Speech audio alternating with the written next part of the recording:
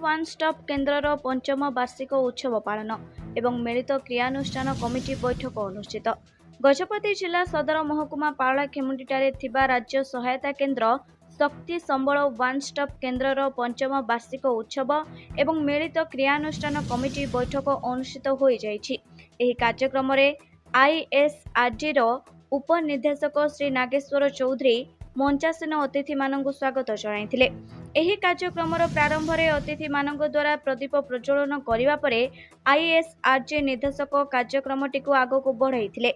आईएसआरडी रो निर्देशक श्री सुधीर सावतଙ୍କ अध्यक्षतार मुख्य अतिथि भावे गजपति जिलापाल स्मृतिरंजन प्रधान जोगदेई एही केन्द्रर भूमिका अति गुरुत्वपूर्ण एवं एही केन्द्र आगको आहुरी भल काम करिबा सहित पीड़िता महिला और बालिका मानक सुरक्षा देबारे सहायक आदि विषय वक्तव्य प्रदान करथिले।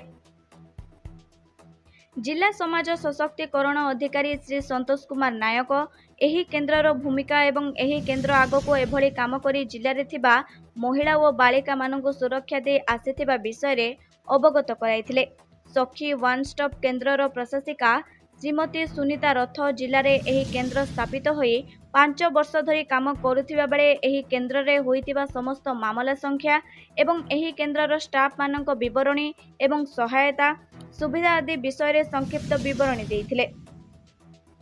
शिशु कल्याण समितिर अध्यक्ष श्री अश्विनी कुमार महापात्र एही केन्द्र 24/1/7 रे निरवच्छिन्न भावरे काम करिबा सह वन स्टॉप सेंटर सबुबेले सबु समय साहाय्य सहयोग करुथिबा विषय कहिथिले। शिशु कल्याण समितिर मेंबर श्रीमती ममता राणी शतपथी वन स्टॉप सेंटर जिले में निर्यातिता महिला और बालिका मानक बहु सहायता जगाई देबा विषय मत व्यक्त करने सह एही केन्द्र आगको आहुरी भल काम करने उत्साहित करथिले। शिशु कल्याण समितिर member Shrimati Sujata Pattnaik one stop centre भल करने सह बहुत केस एही केन्द्र रे समाधान होइतिबारु समस्त स्टाफ को बहु प्रशंसित करथिले।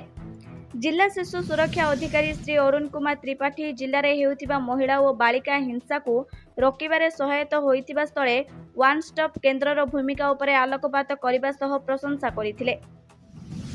पंचम वार्षिक उत्सव पालन अवसर में जिलापाल श्री स्मृतिरंजन प्रधान द्वारा छेनापोड़ केक कटा जाइथिला। उत्कल बालाश्रमर पिलामानंकु ने सांस्कृतिक कार्यक्रम परिवेषण करा जाइथिला। सुपरभाइजर अंगनवाड़ी कर्मी एसएचजी महिला स्वच्छ साथी विभिन्न स्वच्छासेवी अनुष्ठान कर्मकर्ता किशोरी बालिका तथा मुद्रित एवं वैद्युतिक गणमाध्यम कर्मकर्ता प्रमुख एही कार्यक्रम में अंशग्रहण करथिले। अन्यमानंक मध्यरे राज्य सहायता केन्द्र वन स्टॉप केन्द्रर अनिता मिश्र, मंजुला चौधरी, मधुस्मिता पाड़ी, सुनीता बेहेरा, स्वागतिका दास, मोनालिसा बेहेरा, निरुपमा राउल, एस उषा, दिव्य कुमार सुआर, हरिकृष्ण चौधरी, टी सुरेश कुमार तथा आईएसआरडी परिवार समस्त कर्मचारी उपस्थित रही कार्यक्रमटी को साफल्य करथिले। परिशेष रे केन्द्रर मोहिनी प्रधान केस वर्कर उपस्थित समस्त को धन्यवाद जणाई सभाटी को सांग करथिले। पारलाखेमुंडी बालकृष्ण पाणिग्राही रिपोर्ट, मानवाधिकार न्यूज इंडिया।